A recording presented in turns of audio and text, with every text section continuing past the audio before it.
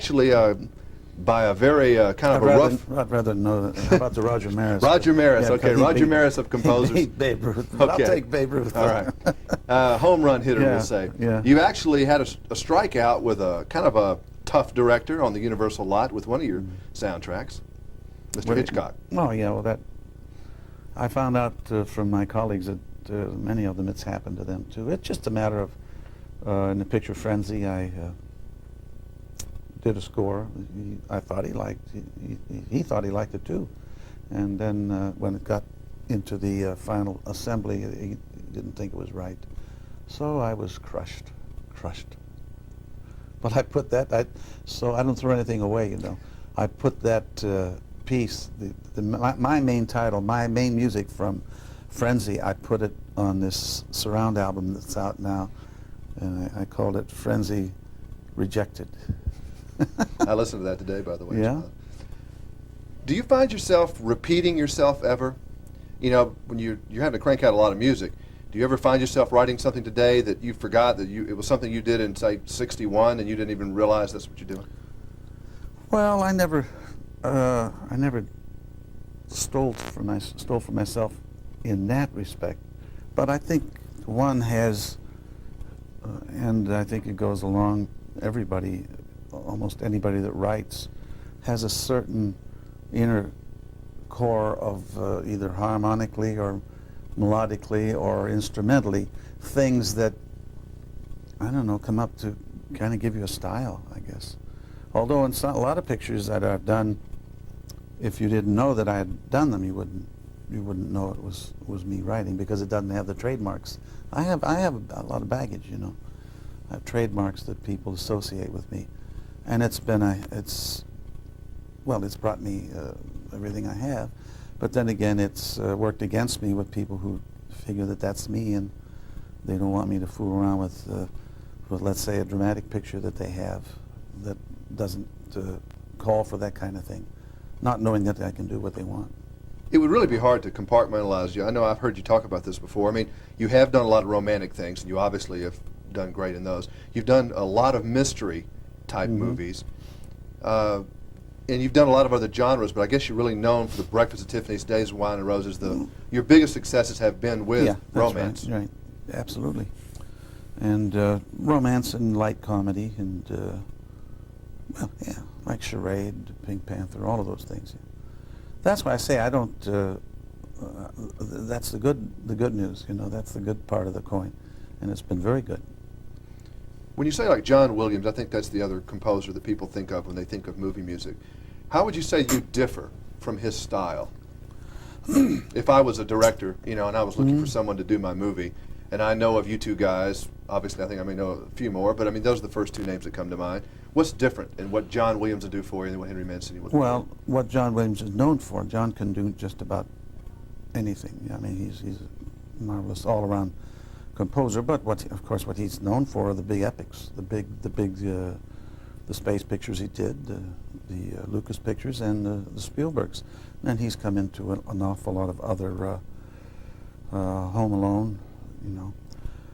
And so I would say that, but his trademark, I would think, would be the big orchestra, the large orchestra sound. And then I guess your particular trademark, when I think of Peter Gunn, dun dun dun, is a strong rhythm line or a dancing string or a little piano number. It's more of the smaller but pointed pieces. Well, if you're going back to Peter Gunn, that was almost like chamber music, you know, chamber jazz. We didn't have a very large orchestra for that.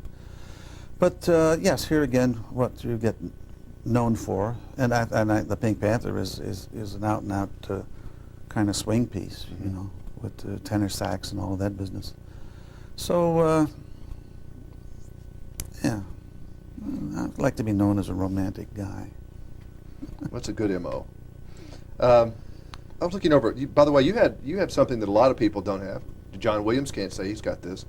That's a #1 record. Hardly anybody has a #1 record. In fact, Johnny Mathis, who you're working with tonight, has never had by himself a single #1 record, and you have.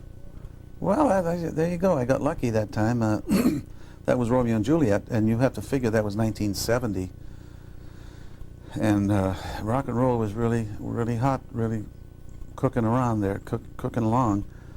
And I had seen the picture, Romeo and Juliet, and been impressed by this one recurring theme that Nino Rota had scored a good deal of the picture with.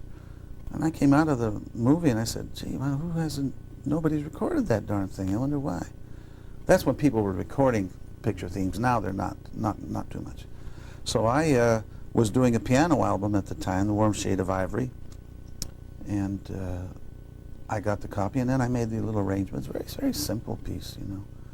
And we put it out. We put out a single. And we thought the big one was going to be "Windmills of Your Mind." You know, that won the Academy Award that year. So we put that out. They used to have A and B sides. Maybe they still do. But the A side was that, and the B side was Romeo and Juliet. And strangely enough, a rock and roll station in Orlando, Florida, put the record on one night, maybe not even scheduled, you know, but after all the kids had gone to bed and they thought they'd gone to bed. It was put on about 10, 11 o'clock at night, you know, just as something to get away from the pounding. And that was it. The minute that record went off, the lights came on in the studio, you know what I'm saying, the telephones and everything, and it just went across the country, became #1. Yeah, you knocked Get Back by the Beatles out of first place, and that's quite a compliment. Did I do that? That was the #1 record before yours. Well, hey, all right. What are the first things you think of when I name these particular things you've done? Breakfast at Tiffany's. Well, I think of Audrey Hepburn, and I think of just how inspiring is. That was the first of our 4 things together. How inspiring she is to watch up on the screen. Mm-hmm. You have to be good when she's up there. Pink Panther series. Yeah, very, very enjoyable. Very, we got to meet, Peter Sellers and I became friends. David Niven and I became friends through that picture. And it was kind of, well, it turns out once in a lifetime kind of picture to do. Peter Gunn. That started everything. That was, before that I was 9 to 5. After that I was, I guess 9 to 9 around the clock. You know. The Days of Wine and Roses. That was a good change of pace for me because I had done Tiffany's, Gunn, Mr. Lucky, a couple of other things, and this picture came along at exactly the right time because it was a dramatic picture, and it also gave Johnny Mercer and me a chance to write the song, which has become a standard. Hatari. That was another kind of mold breaker for me because that had a lot of music in it, and it had music that I had never kind of done before with the wild animals and all of that kind of business. And it also was a springboard for the Baby Elephant Walk.